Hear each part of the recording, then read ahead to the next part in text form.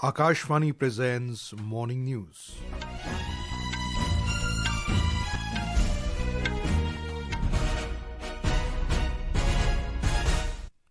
Good morning, I am Abhishek Mukhopadhyay. The headlines. Prime Minister Narendra Modi to hold meeting with US Vice President Vance this evening in New Delhi. Relief and rescue operations continue in landslide-hit Ramban district of Jammu and Kashmir. Schools closed in Kashmir Valley today. IMD issues orange alert for thunderstorms and lightning in parts of Jammu and Kashmir. Predicts heatwave conditions in parts of central and northwest India for the next 5 days. Prime Minister Narendra Modi to confer Prime Minister's Awards for Excellence in Public Administration on 17th Civil Services Day today. Direct benefit transfer initiative saved 3,48,000 crore rupees by reducing leakage, says IT Minister Ashwini Vaishnaw. And in shooting, India's 10-meter air rifle mixed team bagged silver medal at ISSF World Cup in Peru. Vice President of the United States of America, J.D. Vance, will arrive in New Delhi this morning on a 4-day official visit to India. He will be accompanied by Second Lady of the U.S., Usha Vance, their children and senior members of the U.S. administration. Mr. Vance is scheduled to meet Prime Minister Narendra Modi this evening. During the meeting, both sides are expected to discuss ways to further deepen ties between the two countries. The U.S. Vice President and his delegation will have other engagements in Delhi and are also scheduled to visit Jaipur and Agra before departing for Washington, D.C. We have more from a correspondent. This will be the first visit of US Vice President J.D. Vance to India. His visit will provide an opportunity for both sides to review the progress in bilateral relations and the implementation of the outcomes of the India-US joint statement issued on 13 February this year during Prime Minister Narendra Modi's visit to the US. The two sides will also exchange views on regional and global developments of mutual interest. India and the United States enjoy a comprehensive global strategic partnership covering almost all areas of human endeavor, driven by shared democratic values, convergence of interests on a range of issues, and vibrant people-to-people contacts. Regular dialogue between the leaders of both sides is an important element of the expanding bilateral ties. With Anand Kumar, Anupam Mishra, Akashvani News, Delhi. In Jammu and Kashmir, the relief and rescue operation in the cloudburst and landslide-hit Ramban district resumed.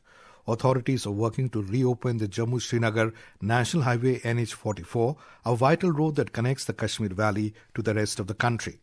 Extreme weather conditions, including heavy rain, thunderstorms, hail and flash floods, have caused widespread damage across the region. 3 people were killed in a landslide triggered by a cloudburst in Ramban district yesterday. Heavy rains coupled with hail and thunderstorms triggered multiple land and mudslides at over a dozen places, particularly between Nashri and Banihal stretch along the National Highway.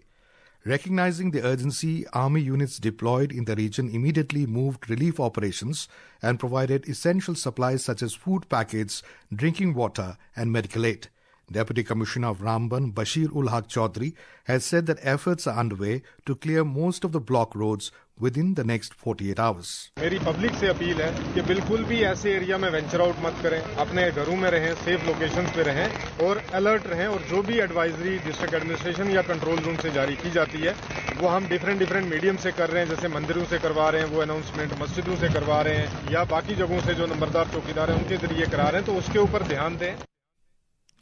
As the Srinagar-Jammu National Highway to remain closed today with road clearance and restoration work started from morning, authorities have decided to reopen alternate Mughal Road for light motor vehicles from South Kashmir's Shopian towards Poonch and Rajouri to reach Jammu. We have more from a correspondent. Traffic officials said the light motor vehicles will be allowed to ply from South Kashmir's Shopian district via Mughal Road towards Rajouri and Poonch to reach Jammu from 10 o'clock onwards today. They said no vehicular movement will be allowed from both sides of the highway till road and weather conditions improve. Meanwhile, the road clearance work has been started in Ramban area this morning. All schools in Ramban district and Kashmir Valley have been closed today as a precautionary measure owing to bad weather conditions. Tariq Akashvani News, Srinagar.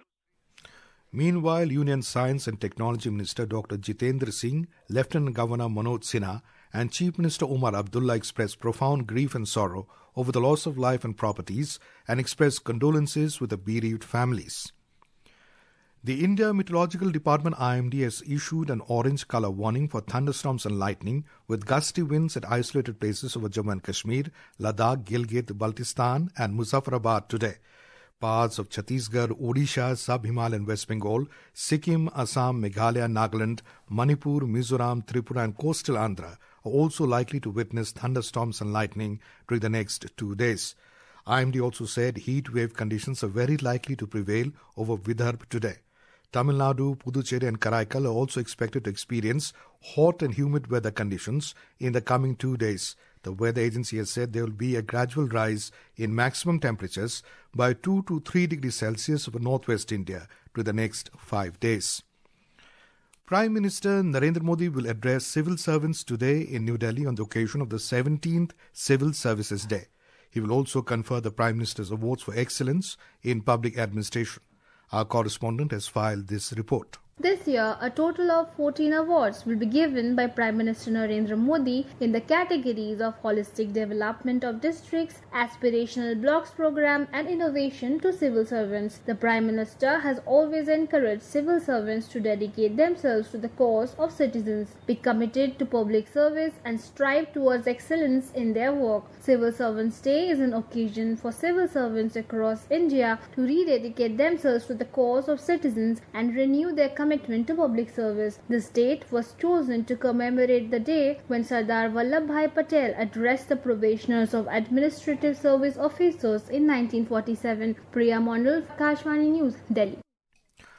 The Supreme Court is slated to hear public interest litigation (PIL) today, seeking the formation of a 5-member Judicial Enquiry Commission under the chairmanship of a retired Apex Court judge to inquire into the violent protests that erupted against the WAF Amendment Act 2025 in West Bengal's Murshidabad. A bench of Justices Surya Kant and N.K. Singh will take up the matter for hearing today. The plea seeks directions to the West Bengal government to file a status report on the clashes or riots which took place during the protest against the WAF Amendment Act. This is Akashvani giving you the news. For quick news updates around the clock, follow us on X handle at AIR News Alerts. And for details of stories and more, log on to our website www.newsonair.gov.in and download News on AIR app. Union Minister for Electronics and Information Technology Ashwini Vaishnaw has said that Direct Benefit Transfer (DBT) initiative of Prime Minister Narendra Modi has saved 3,48,000 crore rupees by reducing leakage. Quoting a policy paper titled Quantitative Assessment of India's DBT System, Mr. Vaishnaw in a social media post said that under this welfare delivery model, the coverage of beneficiaries has increased by 16 times. According to the policy paper, the country's DBT system, implemented in 2013, has redefined welfare delivery by enhancing transparency, curbing leakage, and ensuring precise fund distribution.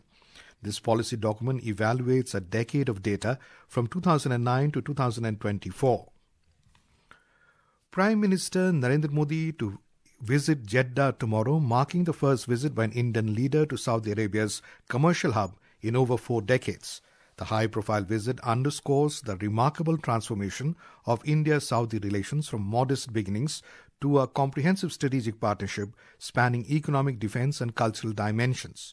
We have more from a correspondent. Indians now constitute the second largest expatriate group in Saudi Arabia, representing about 14% of the total foreign resident population. Their contributions span vital sectors including construction, infrastructure, healthcare, education and services. The Indian ambassador to Saudi Arabia calls the diaspora as a living bridges. We have a very large Indian community in Saudi Arabia. Currently we have about 2.7 million Indians. The community is growing and community has participated in the development of Saudi Arabia.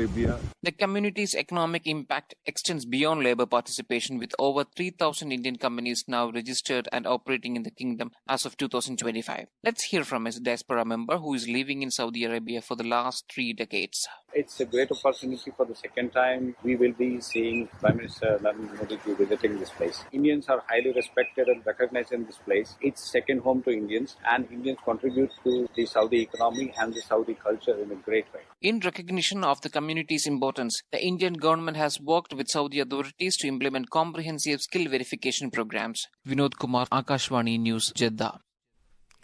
Canadian MP Chandra Arya has urged Hindu and Sikh communities in Canada to speak out and demand strong government action against Khalistani extremists. This follows a recent incident where the Lakshmi Narayan Mandir in British Columbia was defaced with pro-Khalistan graffiti.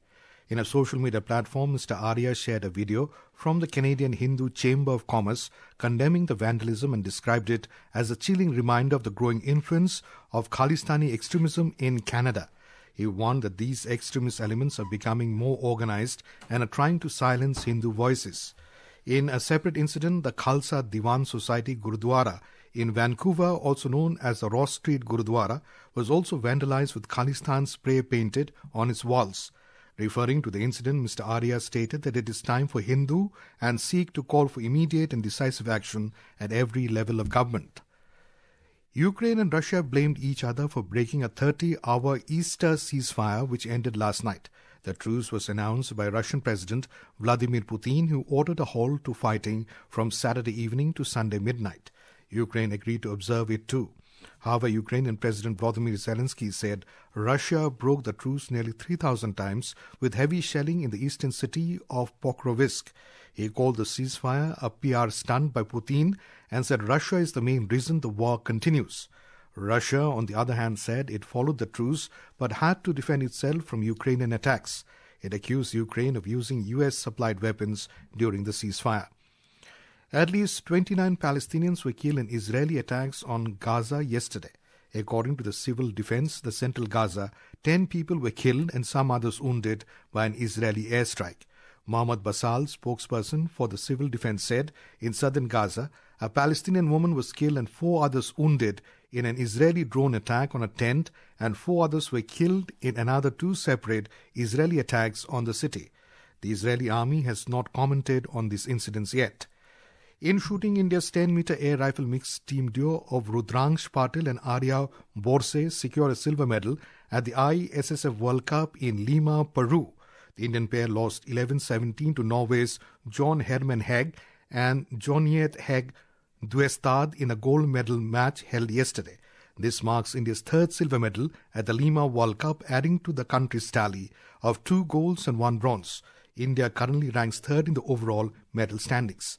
In IPL T20 cricket, hosts Mumbai Indians defeated Chennai Super Kings by 9 wickets at the Wankhede Stadium last night. Put into bat first, Chennai Super Kings posted 176 for 5 in the stipulated 20 overs. In reply, Mumbai chased down the 177-run target with ease, losing just 1 wicket in just 15.4 overs. Today, Kolkata Knight Riders KKR and Gujarat Titans will clash at Eden Gardens in Kolkata this evening. The match will begin at 7:30 p.m. And now for a look at today's newspapers, it's over to Subhadra Ramachandran. Thank you, Abhishek. U.S. Vice President J.D. Vance set to arrive in New Delhi with his family today is covered by all the dailies. Vance to arrive in India today to meet Prime Minister, discuss trade ties, reports Hindustan Times. On the 17th Civil Services Day today, the Asian Age writes, Prime Minister to address bureaucrats. In another story, the Pioneer reports, in a first, 74 women empower IAS, about women making up 41% of the current batch of 180 officers. Maharashtra panel opposes move to make Hindi must, reports The Hindu. Human detection radar, seismic sensors to track tunnels. Ministry of Home Affairs high-tech security at Pakistan border, states the Indian Express. And finally, the Times of India writes, Indian girls shine at European Girls Maths Olympiad, bag 4 medals to clinch top honours. With that, it's back to you, Abhishek. Thank you, Subhadra. And now, before we end the bulletin, the headlines once again. Prime Minister Narendra Modi to hold meeting with US Vice President J.D. Vance this evening in New Delhi. Relief and rescue operations continue in landslide-hit Ramban district of Jammu and Kashmir. Schools closed in Kashmir Valley today. IMD issues orange alert for thunderstorms and lightning in parts of Jammu and Kashmir. Predicts heatwave conditions in parts of central and northwest India for the next 5 days. Prime Minister Narendra Modi to confer Prime Minister's Awards for Excellence in Public Administration on the 17th Civil Services Day today. Direct Benefit Transfer Initiative saved 3,48,000 crore rupees by reducing leakage, says IT Minister Ashwini Vaishnaw. And in shooting, India's 10-meter air rifle mixed team bagged silver medal at the ISSF World Cup in Peru. And with that, we end the morning news. Have a nice day.